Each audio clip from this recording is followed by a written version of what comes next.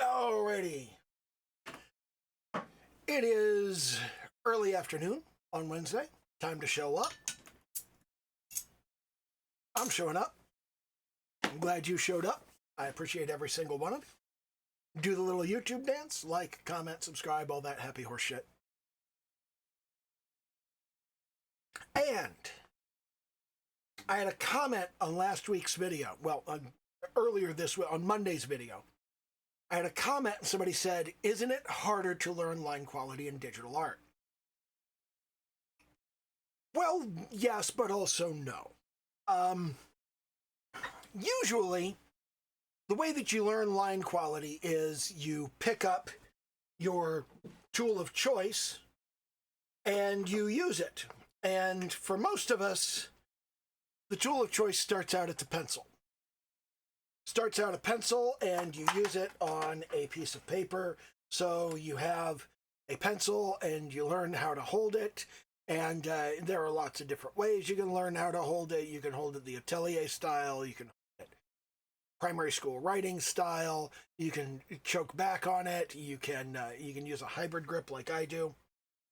There are lots of different ways that you can learn how to hold your tool, and lots of different ways that you can learn to press harder on the tool and press softer on the tool, and you've got the feedback typically of how your tool feels on your medium of choice. Now, a pencil feels one way when you press down on it, and a pen feels a different way, and a paintbrush feels a different way, and chalk and charcoal and oil pastels, they all feel different when you press down on them. So you're going to have to learn how to press lightly and heavily with each of those, and what that does, and how it works, and how tilting it works, and how you can use that to create different effects. And you've got that for all of the different tools. Now, when you get to paintbrushes, pushing hard on a paintbrush is very different than pushing hard on a pencil. But on top of that, you have the surface that you're painting on. Are you using your pen, pencil, chalk, charcoal on paper? Are you using it on canvas? Are you using it on a wooden block, a wooden panel? Are you using it on stone? Are you using it on a metal plate?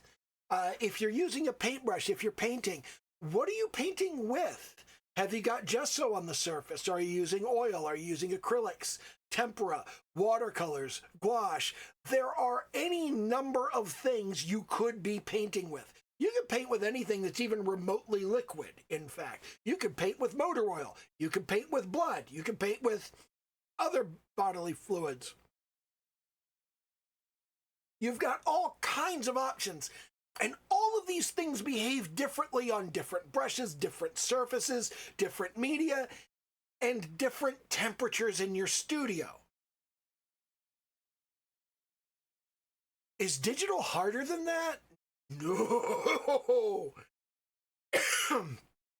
But typically there's a difference between your physical art studio and your digital art studio, because in your physical art studio, okay? In your physical art studio, chances are very good you have selected exactly one tool. And that's what you're going to use. The Staedtler lead holder was my tool of choice for physical art. And this is, in my opinion, the perfect tool. It works so well. I love working with this. For paper with a 2B lead, this is excellent. I love this particular tool. This specific tool, I love it. That is my weapon of choice for physical art. And most artists are going to be like that. They're going to try a large number of tools, and I sure hope to God they didn't buy all of them. I hope they tried them in a class or in a studio somewhere and went, oh no, this one, I like this one. Although, who are we kidding? I used the Staedtler lead holder precisely because when I was trying to get back into art, I bought some regular pencils and they weren't very good. I got some regular like Faber-Castells And then I went and got some art pencils, and they weren't okay. They weren't much better. And then I went and got some other art pencils, and they were okay, and they weren't much better. And I got very, very frustrated, and I watched a whole bunch of YouTube videos about what kind of pencil should you use. And I saw like 8 people say the Staedtler lead holder is perfect. It's exactly what you want. It's exactly what you need. That's what you need to go get. So I went and got one, and I fell in love with it. It's perfect. I love it. It's fantastic. But again, you know, I did do some messing around. I bought some different kinds of art pencils. I bought the cheap, like $2 pack of 10 pencils at Office Depot or Staples or whatever it was, and that wasn't very good. And then I went to an art supply store, and I bought these General's pencils, which were fairly inexpensive. I think that was like $5-10. And then I got this tin box of pencils for like $18. And that was pretty good, but I wasn't happy with it. And then I went and I bought the Staedtler lead holder. And I bought the lead holder. There's a bunch of stuff that you need. I bought the lead holder, and I bought a selection of extra leads for it. And I got the lead pointer, which you have to get. And I got there's a little thing that sits inside your lead pointer that you wipe the dust off the tip with. And I got a refill for those. So I got like this bunch of stuff for the Staedtler lead holder. I think overall I spent like $35, but that was a couple of years ago, and I haven't run through all of that stuff. In fact, that was let me fix the focus on my camera. That was almost 7 years ago. That would have been mid 2019 was about when that happened.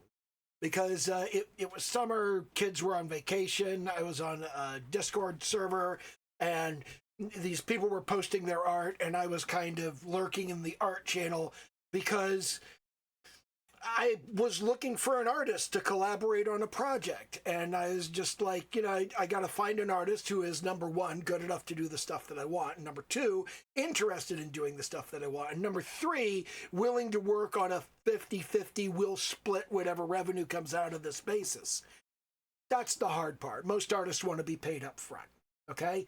And of course they do. It's a lot of fucking work. I didn't appreciate how much work art was at the time. But I was looking for somebody that would fall into that bucket and be somebody that I could work with and partner with, and we could build something together. And people would put their art up, and they would say, hey, you know, I don't know how I did with this. I don't know if this was any good. And I would go, yeah, that was good. That was fine. And I would give them feedback on their art, and after a while, people started going, hey, you're always critiquing our art, and you never post any of your art. And I was like, I kind of suck. And they told me that I should, at least, if I was going to critique their art, then I should at least make some art of my own so they could see the kind of stuff that I'm working with. And I said, okay. So I just drew some arbitrary picture of an anime girl, of course. And I posted, a bunch of people went, that's actually pretty good. Really? Really? That's good. I should work on that. I should try to get better. And I did work on it, and I did try to get better. I was almost 50 at that time, and now I'm 56. And yeah, so that's kind of where I started doing art, and I started very much with physical media. Working with physical media isn't easier than working with digital media. The thing that really changes is when you buy this box of pencils, you buy this box of pencils for $18. You get a collection of pencils. And they're all pencils, and you're working with pencils. But when you buy Clip Studio Paint EX, you have, let's see, there's 2, 4, 6, 8, 10, there's 14 different watercolor brushes. There's 7 different realistic watercolor brushes. There's 2, 4, 6, 9 different thick paint brushes. What is this? There's this stack of India ink, and I've got a custom page. I've got a series of oil painting brushes that are like, there's a bunch of these, and I've got these ink splat brushes and all kinds of stuff. And of course, if you use Clip Studio Paint, you know about Clip Studio, and you know about the asset store. You know that they have a storefront where you can get so much stuff.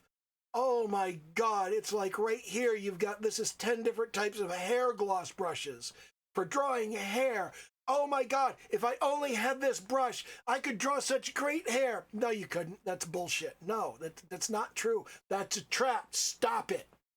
Don't do that. The asset store is great. It really is. The huge collection of different brushes is great. The huge collection of media is great. But with this can, with this box of pencils, this little metal box of pencils, it's a pencil. You're learning to use a pencil. And that's what you have to work with. With this, you're going to come over here and you're going to go, oh, well, let me use, I'm going to use the lighter ink brush. I'm going to use this brush right here. You know what? I don't like that. Actually, let me switch to a full color thing, and let's go with deep navy blue, something like that. And you know what? I don't really like this lighter ink brush. Let me try the smooth one. Ooh, look at the smooth one. The smooth one looks good. Look at that. Ooh, look, that's nice and bold. That's nice and dark. Let's go with Bit Husky. Bit Husky is good. Okay, we can work with that. Oh, what about this one? What about this brush? Oh, what? Oh, what? Watery ink. Ooh, look at that. Ooh, look at that. Look at those results that you get. If you haven't worked digitally, you have no idea how much goddamn time you can fucking waste looking for, is this the right thing? Is this the right kind of thing? Right here, that's an attempt to make the Cinex Sculptor brush, which runs out of ink as you go, but I don't know how well I did doing that. That was an effort, and I'm not sure how good of an effort it was. I'm not even sure I like that brush, but you can do 8 million things with the brushes, and I do interesting things with the brushes. This is my workhorse panel, okay? This is the brushes that I typically use on a day-to-day basis, all right? And one of them is just a copy of dry gouache. That's all it is. Let me make sure that all of these are set to the same size. Let's this 150. Make want to move little hairs 50, speckle 50, wolf hair 50, 50, hard pencil 50, soft pencil 50. Soft airbrush 50, basic pen 50. Okay, so everything's at 50. So we've got the dry gouache, which is that's a copy of the dry gouache brush. Okay, it's exactly the same as the dry gouache brush. I haven't modified it at all. And then over here, I have the jitter gouache. The jitter gouache changes color just slightly with every stroke. Not a whole lot, but you can see that it gets a little lighter, it gets a little darker, it gets a little more purple, it gets a little more blue. It changes just a little bit. Now, this is more obvious if I work in a more saturated color. And you can see that here we've got that blue, and then we've got a different blue, and a slightly different, and a slightly different, and a slightly different. It's slightly different every time. And I like that because it allows me to rough in an organic shape and to give that organic shape certain plane characteristics, just kind of automatically. I can just go, yeah, there's going to be a side over here, and there's going to be a side over here, and there will be a side over here. And because every stroke is a slightly different color, I can see where the different planes that I'm creating are going. And I can use that to just kind of work out an organic shape with a particular look and feel.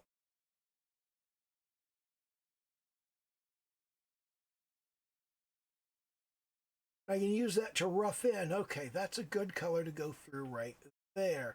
And this is not a bad color to bring over here onto this. And I can just kind of, I can do multiple strokes to find the color that I'm looking for. And I can say that's about the right color. Let's get a little bit lighter and bring that around here. And by doing that, I can get a fairly good organic shape roughed in. And it doesn't feel like I've just whacked a blob of color up there on the screen, because there's lots of different hues. There's lots of different colors that are going on in there. But that's a special purpose brush. Similarly, the little hairs brush. The little hairs brush, that's just little hairs.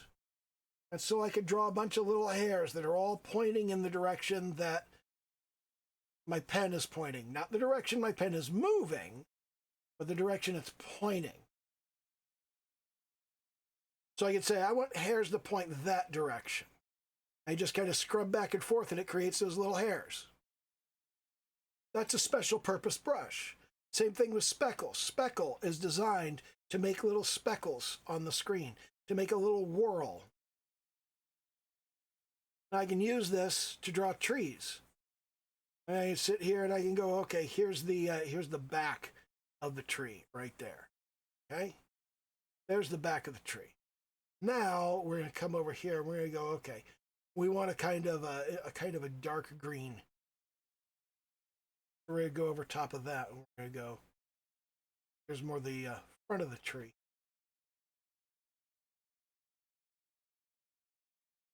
And you layer that over top of that blue.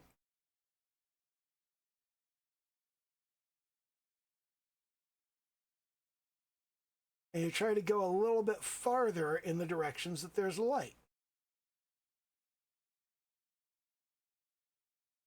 And then you can take that a little bit farther and you can go, okay, so this will be a little bit more in light.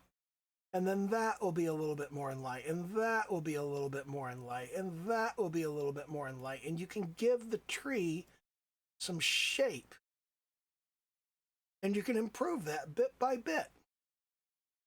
You can just kind of highlight there and highlight there and highlight here and highlight here. And you've got what looks like a tree starting to take shape. And that's a special purpose brush I made just for doing trees. And then I've got the airbrush. The airbrush is just, that's a copy of the airbrush. That's all it is. Just a copy of the airbrush, that's all. That's a 50? Wow, it seems awfully large for a 50. Oh, it's because let me zoom back out. Yeah, that looks more like a 50. Okay. And you can see that's just the regular airbrush. There's nothing special about that. But then I have these three, and I have two variants. I have the basic pen, and the basic pen, this is where the rubber really meets the road on line quality, okay? The basic pen, you don't have any. The pen is exactly as wide as the brush size says it is. Every single time, it doesn't matter if I bear down on it or go very, very lightly, it looks exactly the same. It is 100% opaque.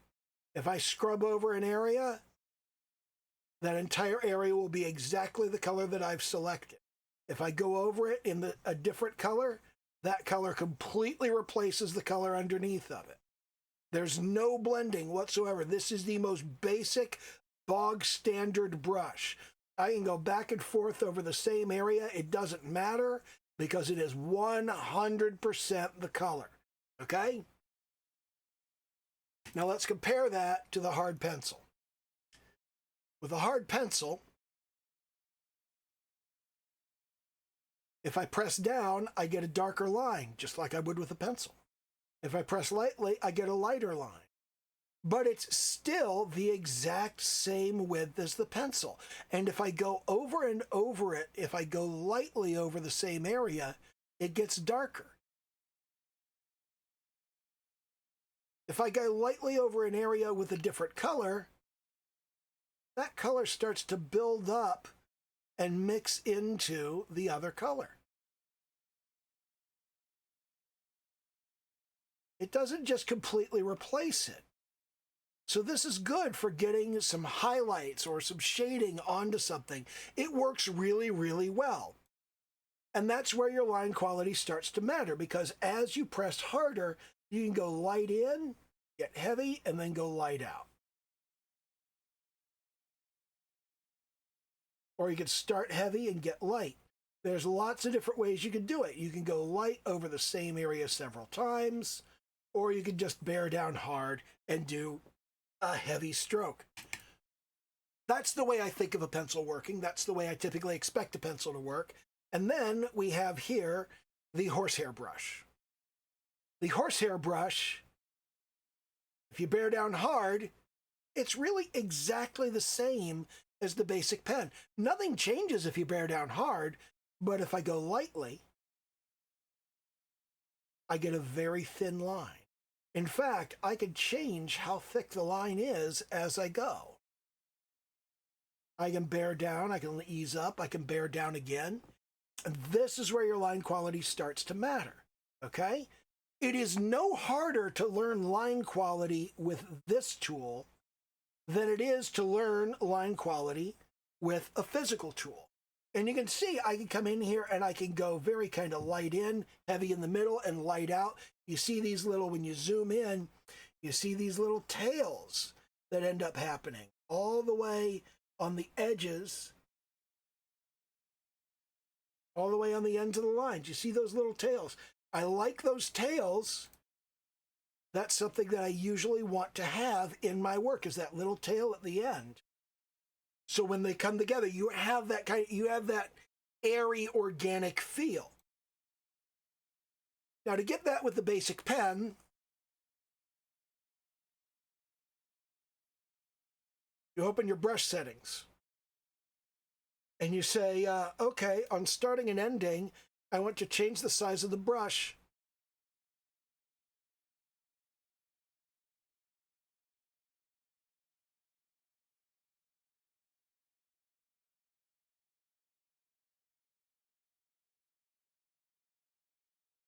And it'll do that for you.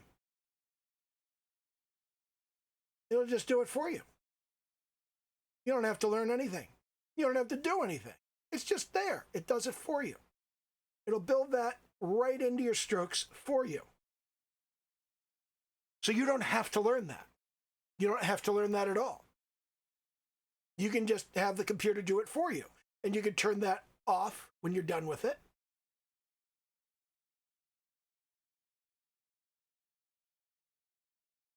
Oh, that's not where you turn it on and off. That's where you turn it on. I forget that. You can turn it off when you're done with it, and then you can turn it back on when you want to go back to it.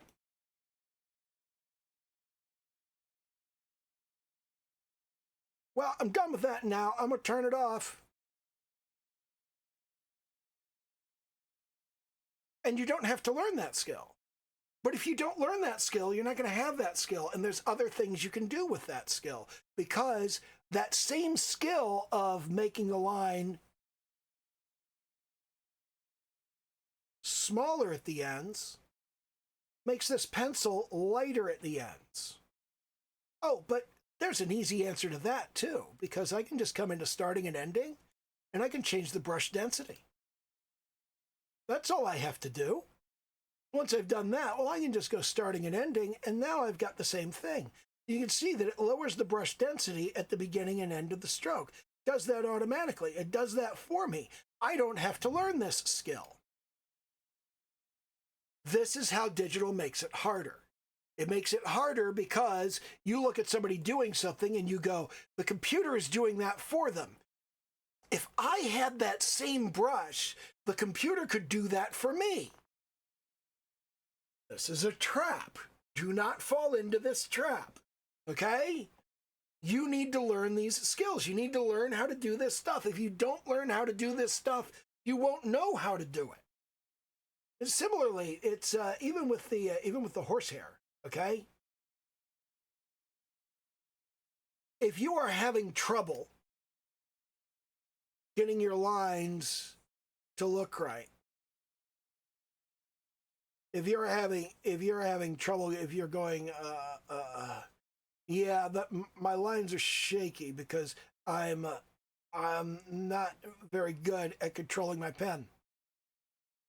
We have stabilization, so.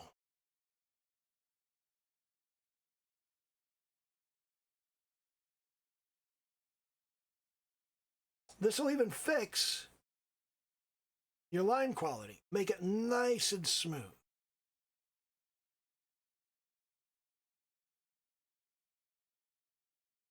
And again, you can just skip learning that skill. You can skip learning how to control your line quality over the course of a stroke.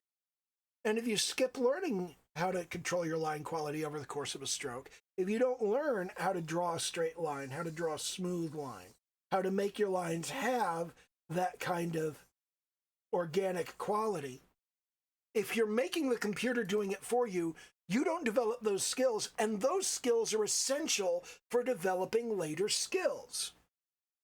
Obviously, this ties into the latest trends of the garbage farting computer machine, which all of your AI shit, if you're using AI to write, you're not learning how to write. If you use AI to edit, to proofread, to make music, to create sound effects, to alter voices, to produce voiceovers for you, to draw pictures, to imitate other artists, these are skills you could be learning, and they're skills you could use to do other stuff that's much cooler and that nobody else is doing. And if you just let the computer machine do it, you don't learn those skills. You need to learn these skills so you can get better. People will tell you all the time, this is the worst the computer will ever be at it. And that's true. This is the worst the computer will ever be at it. But that doesn't mean it's getting better as fast as we would like. In fact, we have kind of a crisis of training data right now, and I'm sitting over here rubbing my hands together going, I told you so. I told you so, boys. You consumed the entire goddamn internet as training data, and now there's nothing left. You've got nothing left to make it better. You didn't even curate your content. If you don't curate your content, you can't get good training. But nobody listens to me. They're like, you haven't worked in AI for 30 years. Well, you haven't made a real advance in 30 years, so what does it fucking matter? That's not true. We created the transformer model in 2017. It's a new way to store your data, a new way to search your data. And the only reason that we can use transformer models now is because we have more space, we have more processor power. That's all there is to it. Okay, now that we have more processor power, we can do more complex searches. Now that we have more storage space, we can search more data. Absolutely, absolutely, that is an advance, but it is an incremental advance in what we have already got. Haven't made any dramatic changes in what the computer is doing. The biggest revolution of what the computer was doing was 2023. Somebody said, what if we just use a 3-layer neural network instead of doing the deep multi-layer stuff? Instead of having 12 layers of neural network, what if we just had 2 or 3? And it flew directly in the face of what we have learned all of these years, because we always assumed deeper is better, deeper is better, deeper is better. And somebody said, what if we just don't do deeper? What if instead of going deeper, we just scaled out? Turns out that works just as well. You can do that every bit as well. And that's good because now we can expand basically in 2 dimensions instead of just 1. You can still get better performance from a deeper network, but you can also get better performance from a broader network. That was an advance. That was something we learned. but it didn't make anything better. It created an alternate approach where we said, hey, if you have a machine that can only do 6 layers of neural network in a reasonable time, you can scale out, you can broaden it. That was a big deal. That means we can put a better network on a smaller machine. We don't need supercomputers, and that was the real breakthrough. That breakthrough in 2023 is what made the open source AI models that you can run on your own video card at home. That's what made those possible. That's a big deal. Because we don't need 8 trillion fucking gigawatt data centers. We do not need that. The tiny few people that actually want and need these machines to do something, and there are a great many things they can do. There's a lot of stuff that you can do with them. There's a lot of useful shit that human beings can never do, and you can use this machine to do those. And you could do it on your GPU. You could do it on your video card. That's a big fucking deal. That's going to create some new technologies and some new ideas, and it's going to create some new vulnerabilities too, because just like we've been using this shit in cybersecurity for 30 years, because, I mean, just Bayesian filters for your spam filter, you know? I mean, that made a tremendous difference in our ability to counteract spam bots, which were another technology that kind of drove things the wrong direction. We're going to have people that are creating very heavily targeted malware that only activates on the one system they're trying to activate it on. And the best way to avoid shit like that is to not use a standard AI model at all, ever. Because if they don't know which of the 80 different AI models you're using, then they don't know which of them to target, which of them to infect. Don't tell anybody which one you're using. Don't tell them how you use it. Don't tell them where it's located. Don't let them have information about the internals of your system, because they can and will use this kind of processing to target you.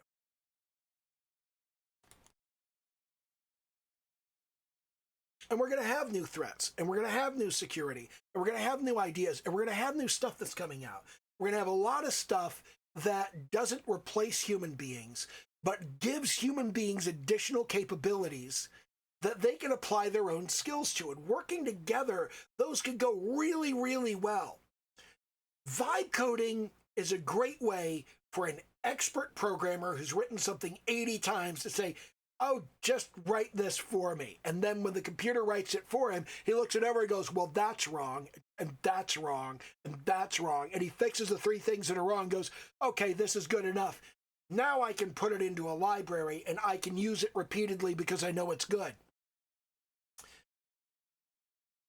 If you just ask the computer for it every time you need it because you've never written it before, you never learn how to write it. And because you've never learned how to write it, you don't know what's wrong with what the computer gives you. Understanding whether the computer did a good job is almost as hard as knowing how to do the job yourself. If you've already done that, not a problem. If you've never done that, you're fucked. You're going to get shit work, and it's going to be garbage. And there are way too many people doing that. There are way too many people leaning on the garbage farting computer machine, and you really shouldn't. It's a terrible fucking idea. The only saving grace is these people can learn. These people can, upon using the machine for like 30 days or whatever, go, hey, wait, this is a piece of shit. And they can stop. But we've got this huge marketing machine that's trying to make everybody use it. Anyway, to kind of sum up, what makes line quality harder to learn in digital art isn't that the skill is more difficult with digital art. It's that you have so many options, and human beings are lazy. We're all lazy. We're all looking for a cheat. We're all looking for the secret sauce. We're all looking for, what brush are you using? That's the biggest red flag banner. Stop it. Work on your fundamentals. Understand your tools. Work on your skills. Go back to the basics and learn them well. And I've internalized that, and I spend a lot of time on basics, and I spend a lot of time learning fundamentals. And I'm not where I want to be, and I'm not where I'm trying to get. And it's taken a long time, and it's very frustrating. But you know what? I am getting there. I do see the differences being made. I do see the skills. And like, particularly when I'm sitting here talking about line quality and I draw these lines and I go, for example, when you turn on stabilization and I draw a line and nothing happens to it. Because even at 100% stabilization, the computer couldn't have drawn that line better. That happened over years. It took me a long time. You have no idea how difficult it is to draw a line that the computer will correct. Because I've spent all this time working on line quality and line weight and just, I do that so often that I've now gotten to the point that my lines are actually really good. My line art, not so much. But, you know, it will get there. And I'm going to spend the time, and I'm going to work on it, and I'm going to develop the skill, and then it's over for you bitches. Anyway, that's kind of what I wanted to say. I hope it was helpful. Do the little YouTube dance, like, comment, subscribe, all that happy horse shit. And, okay, bye.